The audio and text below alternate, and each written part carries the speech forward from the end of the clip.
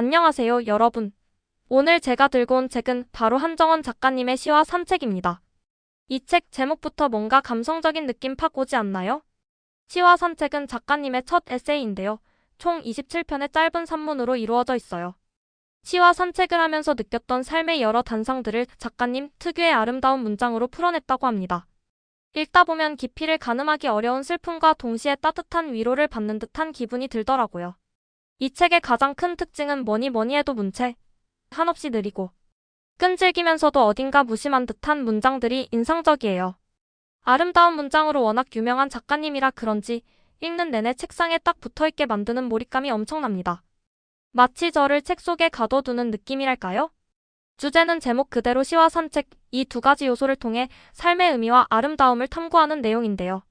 고요한 하강, 존재의 밑바닥에 고이는 그늘 같은 어찌 보면 외면하고 싶은 이야기들을 묵묵히 담아내고 있어요. 횡할 만큼 고적하고 아름다워서 읽다 보면 조용히 압도되는 느낌마저 들어요. 경건함까지 느껴지는 횡한 아름다움, 아쉬움, 고독함, 애잔함. 이런 감정들이 마구 휘몰아친답니다. 특히 좋았던 점은 이 책이 저에게 따스한 시선을 회복시켜주고 횡한 가운데서도 아름다움을 발견하게 해줬다는 거예요. 책을 다 읽고 나니 왠지 모르게 삶을 살아갈 마음이 더 커졌다고 할까요? 마치 텅 빈 방에 햇살이 가득 들어오는 듯한 그런 느낌이었어요. 독자분들 반응도 정말 뜨거운데요. 마음이 힘들 때 위로받을 수 있는 책으로 많이들 추천하시더라고요. 어떤 분은 책을 읽는 동안 영화, 러브레터의 한 장면처럼 눈 밟는 소리가 들리는 듯한 경험을 했다고도 해요. 정말 멋진 표현이죠? 책 소개. 산책에서 돌아올 때마다 나는 전과 다른 사람이 된다. 시가 산책이 될 때, 산책이 시가 될 때, 시를 읽는다는 건 무엇일까? 그럼 산책을 한다는 건? 그건 어쩌면 고요한 하강과 존재의 밑바닥에 고이는 그늘을 외면하지 않는 묵묵함의 다른 말일지도 모른다.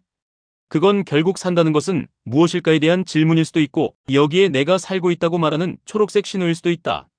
말들의 흐름 시리즈의 네 번째 책 시와 산책은 작가 한정원이 시를 읽고 산책을 하고 과연 산다는 건 무엇일까에 대해 고민해온 시간들을 담아낸 맑고 단정한 산문집이다. 그리고 놀랍게도 작가의 첫 책이다.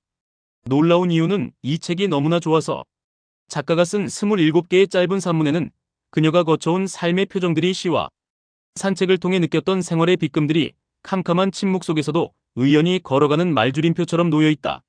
한없이 느리게도 보이고 더없이 끈질기게도 보이고 지극히 무연하게도 보이는 문장들로 그녀는 시와 산책으로 쓸 수 있는 가장 아름다운 산문을 완성한다. 책장을 넘기자마자 우리는 그녀가 평생 시를 쓰고 읽고 보듬고 도닥이면서도 결국 혼자 꽁꽁 얼려두고 숨겨만 두었던 마음속의 아주 깊은 곳으로 첨벙 뛰어들어 그녀의 조용한 방관 아래에서 페소아와 월러스, 스티븐즈와 로베르트 발저와 파울 첼란과 세사르 바이에호와 가브리엘라 미스트랄과 울라브 아우게와 에밀리 디킨슨과 안나 마흐마토바와 라이너 마리아 릴케와 포르고 파로우자드와 실비아 플라스와 가네코 미스즈를 만나고야 만다. 그녀와 함께, 그녀가 사랑했던 시인들과 함께, 그녀가 종종 입 밖으로 소리내던 시어들과 함께 천천히 너르게 산책을 떠난다. 우리는 그녀를 따라 겨울의 마음이 되었다가 봄의 소리가 되었다가 여름의 발자국이 되었다가 가을의 고양이가 되고 서로가 서로의 시가 되고 서로가 서로의 산책이 되기도 한다. 우리는 서로를 쓰다듬으며 서로에게 묻기도 한다. 저작을 한정원. 현대문학과 번역가 통역사 영어. 태어나 성장하고 일하며 대략 10개의 도시를 거쳤다. 사람과 공간을 여의는 것이 이력이 됐다. 대학에서 시를 쓰기 시작했다. 단편 영화를 3편 연출했고 여러 편에서 연기를 했다. 구석의 무명인들에게 관심이 많다. 수도자로 살고자 했으나 이루지 못했고 지금은 나이든 고양이와 조용히 살고 있다. 읽고 걷는 나날을 모아 시와 산책을 썼다. 책을 덮고 나면 아름다운 시들만이 발자국처럼 남기를 바란다. 앞으로는 나를 뺀 이야기를 계속 써나가고 싶다. 목차. 온 우주보다 더 큰 추운 계절의 시작을 믿어보자. 산책이 시가 될 때 행복을 믿으세요? 11월의 푸가 슬퍼하고 기침하는 존재. 과일이 둥근 것은 여름을 닮은 사랑. 온 마음을 다해 오느라고. 영원 속의 하루. 바다에서 바다까지. 아무것도 몰라요. 잘 걷고 잘 넘어져요. 국경을 넘는 일. 모두 예쁜데 나만 캥거루. 하룻밤 사이에도 겨울은 올 수 있다. 꿈과 같은 재료로 만들어졌네. 저녁이 왔을 뿐. 하나의 창문이면 충분하다. 회색의 힘. 진실은 차츰 눈부셔야 해. 고양이는 꽃 속에. 언덕 서너 개의 구름 한 점. 오늘은 나에게, 내일은 너에게. 그녀는 아름답게 걸어요 붙이지 않은 편지. 책 속으로. 상상은 도망이 아니라 믿음을 넓히는 일이다. 추운 계절의 시작을 믿어보자. 행복은 그녀나 나에게 있지 않고 그녀와 나 사이에 얽힌 우리의 손 위에 가만히 내려와 있었다. 행복을 믿으세요? 노래는 긍정적인 사람에게 깃드는 것이라기보다는 필요하여 자꾸 불러들이는 사람에게 스며드는 것이다. 매 순간 방향을 선택한다. 행복을 목표로 삼는 방향이 아니라 앞에 펼쳐진 모든 가능성 중에 가장 선한 길을 가리키는 화살표를 따른다. 행복을 믿으세요? 나의 우월함을 드러내는 연민이 아니라 서로에게 원하는 것이 있어 바치는 아부가 아니라 나에게도 있고 타인에게도 있는 외로움의 가능성을 보살피려는 마음이 있어 우리는 작은 원을 그렸다. 과일이 둥근 것은 위층 노부부의 말다툼이나 코 고는 소리는 이제 안 들리면 허전하고 아래층 신혼부부의 소리가 뜸해지면 그들의 애정전선이 괜히 걱정스럽다. 그들 중간에 끼어 있는 나도 무슨 소리를 내야만 할 것 같은 그런 식으로. 나도 여기 살고 있다고 알리고 싶은 밤에 나는 소리내어 시를 읽는다. 슬퍼하고 기침하는 존재. 돈이 들어오면 나는 단짝 친구에게 생맥주를 사줄 수 있는 호사를 누렸다. 그녀는 모딜리아니 그림 속 여인들처럼 얼굴과 목이 길었다. 우리는 성격도 취향도 쓰는 시도 달랐지만 사시사철 싱숭생숭한 인간이라는 점에서 통했다. 봄도 타고 여름도 타고 가을도 타고 겨울도 타는 조용하지만 이상한 영혼들. 하룻밤 사이에도 겨울은 올 수 있다. 얼마나 많은 불운이 우리를 숨어 기다리는지 짐작도 하지 못하고 그저 책으로 겪는 불행만으로 몸을 떨었던 20살의 우리. 정말 모든 것들은 하룻밤 사이에 왔다. 어둡고 차가운 것일수록 더 빠르게. 시인이 되지는 못했지만 시인의 불행은 우리 것이 되기도 했다. 하룻밤 사이에도 겨울은 올 수 있다. 가끔은 정말 궁금해져서 다른 이들에게 묻고 싶다. 당신이 낯설지 않나요? 당신이 잘 보이나요? 저녁이 왔을 뿐. 나는 시와 저녁이 잘 어울리는 반려라고 느낀다. 모호함과 모호함, 낯설음과 낯설음, 휘발과 휘발의 만남, 저녁이 왔을 뿐. 나의 산책 준비는 길고양이들의 사료봉지와 물통을 배낭 속에 챙기는 것부터이다. 내가 운영하는 고양이 식당은 그야말로 성황이다. 비슷한 시간에 식당을 여는 편인데 나는 시계를 보고 나가는 것이지만 고양이들은 어떻게 제깍제깍 오는 건지 신기하다. 고양이는 꽃 속에. 산책의 마지막 기쁨은 돌아가는 길을 얼마나 순순히 서두르지 않고 걷느냐에 달려있다. 나는 산책자이면서 수집자이다. 아니, 수집보다는 줍줍이라는 사전에 없는 낱말이 더 어울리겠다. 걷다가 줍고 걷다가 또 줍고 언덕 서너 개 구름 한 점. 출판사 서평. 당신이 낯설지 않나요? 당신이 잘 보이나요? 본문 중에서 우리는 자신으로 살기 위해 누구처럼 살지 말자고 서로에게 다짐도 한다.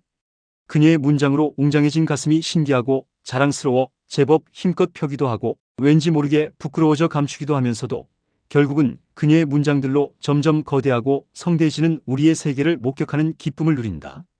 아주 멀리서 불어오는 바람처럼 시와 산책의 문장들은 몇 번을 곱씹으며 기다리고 기다린 끝에야 우리에게 와 곁을 내어준다. 어느 날은 우리를 젊어지게도 하고 어느 날은 우리를 늙어가게도 하면서 그러니 바로 지금이 우리가 시와 산책을 할 바로 그 순간이다. 얼마나 끔찍할까요? 유명인이 된다는 건. 시인이 되지는 못했지만 시인의 불행은 우리 것이 되기도 했다. 본문 중에서 시와 산책은 조용하지만 이상한 책이다. 읽는 것만으로도 귀해지는 책이다.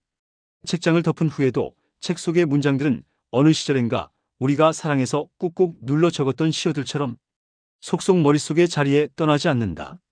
우리가 모두 한때는 시인이었다는 걸 기억해내게 하고 시를 쓰지 않고 흘려보낸 시간들을 떠올리게 하고 사라진 지 오래인 순정 위에 새로운 덧정을 새기고 싶게 한다.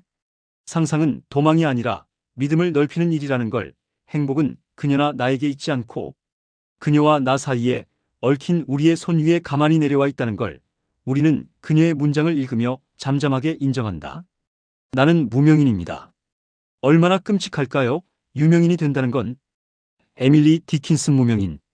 이 책의 모든 문장들이 모든 가능성 중에 가장 선한 길을 택한 사람의 문장이라는 믿음 아래 단단히 서서 우리는 짓궂게도 이 무명의 작가가 결코 유명의 작가가 되지 않기를 바라게 된다.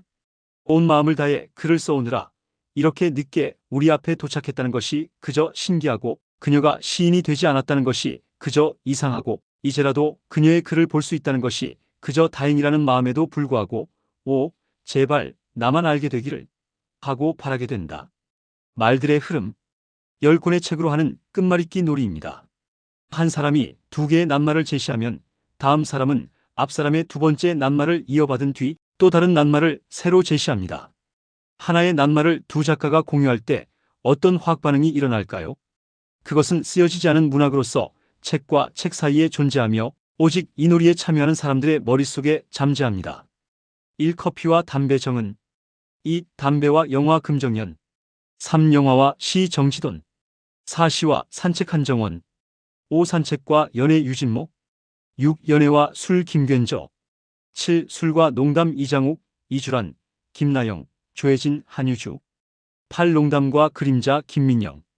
9. 그림자와 새벽 윤경희. 10. 새벽과 음악 이재니. 개인적으로는 미리 책에 대한 정보를 찾아보지 않고 하얀 도화지처럼 책을 접하는 걸 추천드려요.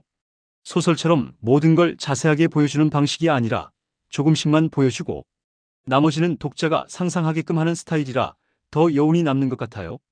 글 출처 교보문고. 시와 산책 한정은 글. 자, 오늘은 이렇게 한정원 작가님의 시와 산책을 함께 알아봤는데요. 왠지 마음이 울적하거나 삶에 지쳐 위로받고 싶을 때 이 책을 한번 펼쳐보시는 건 어떨까요? 분명 여러분의 마음에 잔잔한 파동을 일으켜줄 거라고 확신합니다. 구독과 좋아요 눌러주세요. 그럼 다음 영상에서 또 만나요. 안녕.